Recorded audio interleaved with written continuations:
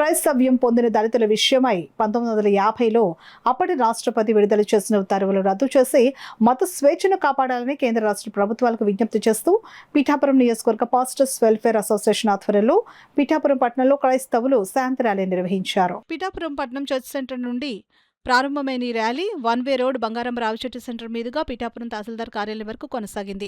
ర్యాలీలో మత స్వేచ్ఛను హరిస్తున్న జీవోలను వెంటనే నిలుపుదల చేయాలని నినాదించారు.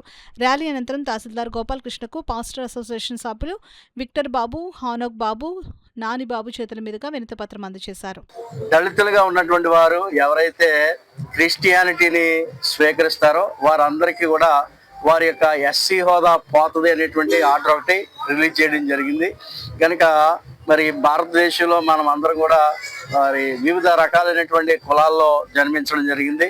మతం మారినంత మాత్రాన కులం ఎవరికి కూడా మారదు. కనుక ఇతర కులాల్లో నుంచి క్రైస్తవాన్ని స్వీకరించినటువంటి వారికి ఎవరికి కూడా కులం అనేటువంటిది రిజర్వేషన్ పోవటం లేదు. ఓన్లీ దళితుల విషయంలో మాత్రమే ఈ యొక్క రిజర్వేషన్ అనేటువంటిది వాళ్ళు కోల్పోతూ ఉన్నారు. కనుక ఈ ప్రత్యేకమైనటువంటి సందర్భంలో ఇలాగ రిజర్వేషన్ పోవడం వల్ల దళితుల్లో నుంచి క్రైస్తవులలోకి మారినటువంటి వారికి వారి రిజర్వేషన్లు కోల్పోయేటువంటి పరిస్థితి వారు ఎదుర్కొంటా ఉన్నారు. కనుక మరి ఈ విషయంలో మరి ఈ యొక్క ప్రభుత్వాన్ని పరిపాలిస్తున్నటువంటి నాయకులుగా ఉన్నటువంటి వారు అందరూ కూడా ఈ విషయంలో ఆలోచించి దళితులుగా ఉన్నటువంటి వారు క్రైస్తవులలో మారినటువంటి వారికి మరి న్యాయం జరిగించాలని, ఈ విషయంలో మరి ఆర్డర్స్ రద్దు చేయడం విషయంలో కానీ లేకపోతే మార్పు చేయడం విషయంలో కానీ మరి తగినటువంటి చర్యలు తీసుకోవాలని Pithapuram pastors constituency pastors welfare association తరఫున మేము విజ్ఞప్తి పై అధికారులకు చేస్తా ఉన్నాం. ఎంతో మంది మార్పు చెందారు.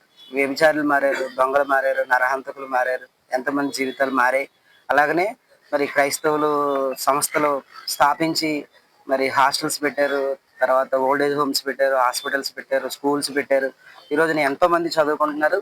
పిఠాపురంలో కూడా మనం పరిశీలన చేస్తే క్రిస్టియన్ మెడికల్ సెంటర్ ద్వారా ఎంతోమంది ప్రముఖులు పుట్టారు. అలాగనే క్రిస్టియన్ క్యాన్సర్ హాస్పిటల్ ద్వారా మొట్టమొదటిసారిగా మన వైపు క్యాన్సర్ వైద్యం కూడా అందించడం జరిగింది. సో ఇన్ని సేవా కార్యక్రమాలు క్రైస్తవ సంస్థల ద్వారా, మిషనరీ సంస్థల ద్వారా జరుగుతూ ఉన్నాయి. ఇప్పటి వరకు లేని కులాలు మతాలు ఇప్పుడు మరి ఎందుకు మరి కొత్తగా వచ్చాయో మరి ప్రజలు అర్థం చేసుకోవాలి. అయితే మేము ఎప్పుడు కులాలని మతాలని ప్రోత్సహించాం. మేము కేవలం యేసుప్రభు వారి ప్రేమను ప్రకటిస్తాం. అలాగనే వారి జీవితాలు మార్పు చెందడానికి మా వంతు ప్రయత్నం మేము చేస్తా ఉన్నాం. అయితే 70 సంవత్సరాల క్రితమే మరి క్రైస్తవులు ఎవరైనా దళితులు ఎవరైనా క్రైస్తవ మతం స్వీకరిస్తే వారి సామాజిక హోదా లేదంటే వారు రిజర్వేషన్ పోగొట్టడం లేదంటే వారు ఎన్నికల్లో పోటీ చేయడం కుట్ర జరుగుతూ ఉంది. 70 సంవత్సరాలుగా దీన్ని పార్లమెంట్లో చర్చించలేదు. ఈనాటికి కూడా అదే మరి జీవోని అడ్డుపెట్టుకుని ఎంతో మంది మరి జీవితాల్లో ఇబ్బందులు ఎదుర్పడుతూ ఉన్నాయి. మరి ఈ విషయంలో తప్పనిసరిగా దాన్ని చర్చించి ఆ ఉత్తర్వులు రద్దు చేయాలని కోరుతూ ఈ రోజుని ఈ ర్యాలీ చేయడం జరిగింది. దాని ద్వారా ఎంతో మంది నష్టపోతూ ఉన్నారు, ఎంతో మంది ఇబ్బంది పడుతూ ఉన్నారు. మరి కులం వేరు, మతం వేరు. మిగిలిన కులాలలో అందరూ కూడా వారు సామాజిక హోదా బాగానే అనుభవిస్తున్నారు. ఓన్లీ కేవలం దళితులైనటువంటి 59 ఉపకులాల వారికి ఎందుకు అన్యాయం చేస్తున్నారు అనేది మా ప్రశ్న.